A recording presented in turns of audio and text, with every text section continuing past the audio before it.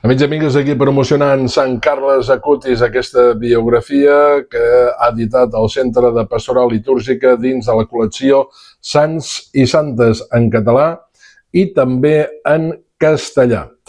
Algunes frases de Carles Acutis també és una de les novetats que podeu trobar en aquesta biografia que ha escrit un servidor. Diu així, la tristesa és dirigir la mirada cap a un mateix, la felicitat és dirigir-la cap a Déu.